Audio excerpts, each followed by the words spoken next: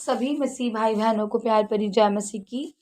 परमेश्वर की पवित्र और पाक हजूरी में आप सबका स्वागत करते हैं और अपने वचनों के द्वारा यीशु मसीह जी ने हमें जो हमारे परमेश्वर ने आज की खुराक दी है उसके लिए प्रार्थना करते हैं। Hallelujah hallelujah hallelujah hallelujah hallelujah hallelujah. पिता पुत्र पवित्र आत्मा, पिता पुत्र पवित्र आत्मा, पिता पुत्र पवित्र आत्मा, सेना के यहोवा परमेश्वर आपका शुक्र धन्यवाद करते हैं। धरती आकाश के मालिक आपका धन्यवाद करते हैं पिता परमेश्वर। सूर्य चंद्रमा बनाने वाले पिताजी आपका धन्यवाद करते हैं। आसमान आपका सिंहासन, धरती आपके पैरों की चौकी है पिता परमेश्वर जी। आपकी मर्जी से स्वर्ग में पूरी होती है पिता परमेश्वर जी, धरती भी पूरी हो पिता परमेश्वर जी। आपने अपने वचनों के द्वारा पिता परमेश्वर जी हमें तृप्त किया पिता परमेश्वर जी। आपका शुक्रिया अदा करते हैं पिता परमेश्वर जी। आपकी वचनों की खुराक पिता परमेश्वर दिन पर दिन हमें यूं ही मिलती रहे पिता परमेश्वर जी। और आपके चलनों वचनों पर चलने वाले, उसको समझने वाले पिता परमेश्वर जी, मानने वाले बन जाएं पिता परमेश्वर। प्रार्थना यीशु नासरी के नाम में मांगते हैं, आमीन। हालेलुया। आज हम आपके लिए लेकर आए हैं मत्ती 5 के 43 नंबर आयत से। टॉपिक है शत्रुओं से प्रेम। तुम सुन चुके हो कि कहा गया था, अपने पड़ोसी से प्रेम रखना और अपने बैरी से बैर। हालेलुया। पहले जब लिखा हुआ था कि अपने पड़ोसी से क्या रखना, प्रेम, और बैरियों से क्या रखना, बैर, पर उसे परमेश्वर ने गलत बताते हुए क्या है, परंतु मैं तुमसे कहता हूँ कि अपने बैरियों से प्रेम रखो और अपने सताने वालों के लिए प्रार्थना करो। हालेलुया। अब एक हुक्म परमेश्वर ने हमें यहाँ पर भी दे दिया, परंतु मैं तुमसे कहता हूँ कि अपने बैरियों से क्या करो, प्रेम। अब ये परमेश्वर का कहो तो एक मानो और सुनो और समझो तो एक प्रकार का हुक्म है। परमेश्वर ने में क्या, जो बैर कर रहे हैं तुमसे, जो तुम्हें नुकसान पहुंचा रहे हैं, तुमसे घृणा कर रहे हैं, अगर तुम एक ही चर्च में जा रहे हो और तुम्हें एक ही सीट पर कोई बैठा है, तुम्हारी सीट पर कोई आकर बैठ गया है, तो तुम उससे उठने के लिए मत कहो, या तुम उससे मन में नफरत रख के, घृणा रख के ये मत कहो कि तू उठ के मेरी जगह है और मैंने ही बैठना है। तो परमेश्वर का कहना है कि जो तुमसे बैर भी रखते हैं, जो तुमसे घृणा भी करते हैं, नफरत भी करते हैं, तो तुमने उससे क्या करना है, प्रेम करना है। उससे नफरत के बदले, बैर के बदले तुमने बैर नहीं देनी है उसको, नफरत के बदले प्रेम, और बैरियों से भी क्या रखना है, प्रेम। बैरी कौन हो जाते हैं हमारे, जो हमारा नुकसान करना चाहते हैं, या हमें देखकर खुश नहीं रहते, या हमारी सफलता को देखकर खुश नहीं रहते, या वो नहीं चाहते कि भाई ये आगे क्यों बैठा है या मैं पीछे क्यों बैठा हूँ, या ये आगे क्यों बढ़ गया है मैं आगे क्यों नहीं बढ़ पा रहा हूँ। तो मन में कुछ ऐसी भावनाएं आ जाती हैं जो बैर को उत्पन्न कर देती हैं, घृणा को उत्पन्न कर देती हैं, नफरत को उत्पन्न कर देती हैं। तो हमें परमेश्वर ने एक हुक्म दिया है कि हमने उनसे भी क्या करना है, प्रेम। और सताने वाले, जो तुम्हें सताते हैं, उसके लिए क्या करनी है, प्रार्थना। सताने वाले कौन हो जाते हैं, वो आपके घर के भी कई बार परिवार के लोग हो जाते हैं। कभी कभी पत्नी का पति हो जाता है, कभी पत्नी अपने पति के लिए हो जाती है। तो उसके लिए क्या कहा है परमेश्वर ने, प्रार्थना करो। कभी कभी तो हम अपनी सास से नफरत मतलब करने लग जाते हैं, उसकी कुछ बातें हमें अच्छी नहीं लगती, वो भी सताने लग जाती हैं हमें। तो हमें उसके लिए भी क्या करनी है, प्रार्थना करते हैं। कईयों के ससुर नहीं अच्छे होते हैं, बहुएं जब होती हैं, कईयों के बहन भाई अच्छे नहीं होते हैं, वो सताने का कारण बन जाते हैं। अब मान लो एक माँ का पुत्र अगर शराब पी रहा है, तो माँ के ऊपर वो क्या है, एक प्रकार का सताव ही है। तो हमने क्या करनी है, उसके लिए प्रार्थना करनी है। परमेश्वर के आगे घुटने जमाने हैं और परमेश्वर से प्रार्थना करना है कि परमेश्वर मेरी इस ताव वाली रीति को क्या करो, खत्म करो, आजाद करो मुझे, और उस इंसान को आजाद करो जो हम जिसके जिसके कारण हम सताए जा रहे हैं, ताकि हमारा भी सताव खत्म हो और वो भी क्या हो, आजाद हो।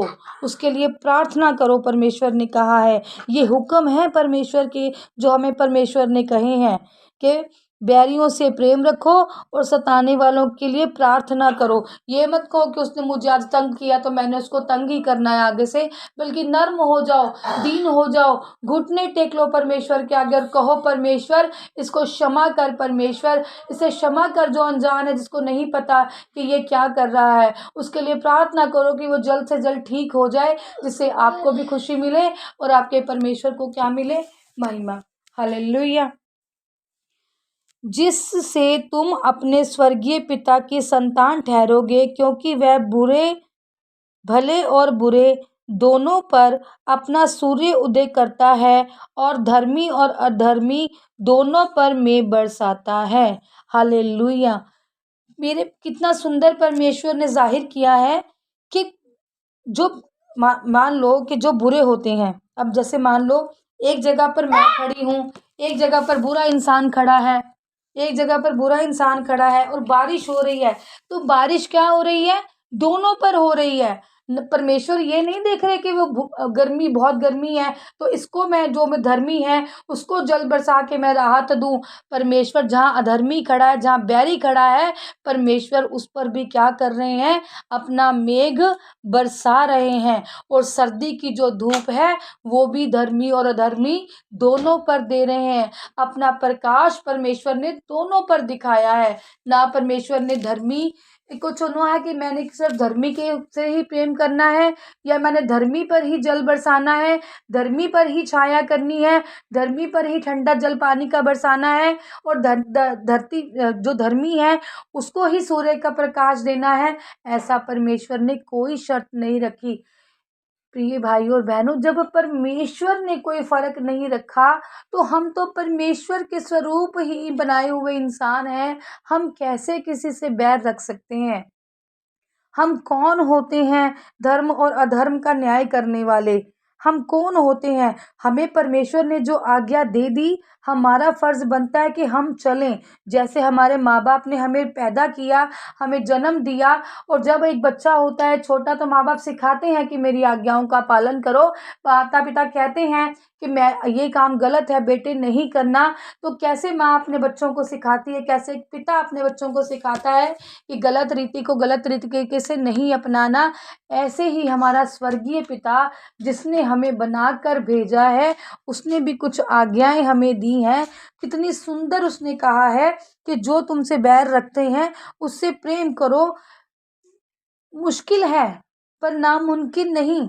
हम प्रार्थना करने बैठते हैं तो परमेश्वर कई बार हमारी प्रार्थना को बड़ी अच्छाई से, बड़े तरीके से, बड़ी जल्दी स्वीकार कर लेते हैं, कि क्योंकि वो प्रार्थना हमारी किसके लिए होती है? कभी धर्मियों के लिए और कभी अधर्मियों के लिए, या बड़े दिल से निकलती है। अब जिसको हम प्रेम करते हैं, जो हमारा भाई है, अगर हमने उसके लिए प्रार्थना करी तो क्या प्रार्थना करी? अगर हम किसी बैरी के लिए, जो हमसे बैर रखता है, या जो कोई अधर्मी है, जो धर्म को नहीं मानता, जो विरोध करता है, अगर उसके लिए हम प्रार्थना करेंगे और वो हमारे प्रभु में आ जाएगा, तो इससे किसको महिमा मिलेगी? हमारे प्रभु को। और किसको अच्छाई मिलेगी? हमें एक सुकून, एक शांति मिलेगा। आप देखना, जब आप किसी की मदद करते हो तो बहुत सुकून मिलता है, बहुत आराम मिलता है जब हम एक अच्छा काम करते हैं। आप कर देखो, अपने बैरियों से भी प्रेम और अधर्मियों के लिए प्रार्थना जब आप करोगे तो आपको बहुत आनंद मिलेगा। ये मेरा विश्वास है।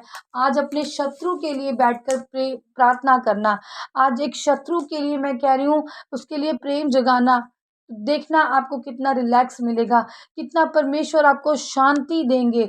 कहते हैं ना कि अपने लिए अशांति जब मन में होती है तो अपने लिए प्रार्थना करनी बड़ी मुश्किल होती है, पर जिसने वो कर ली उसको अपार शांति मिलती है।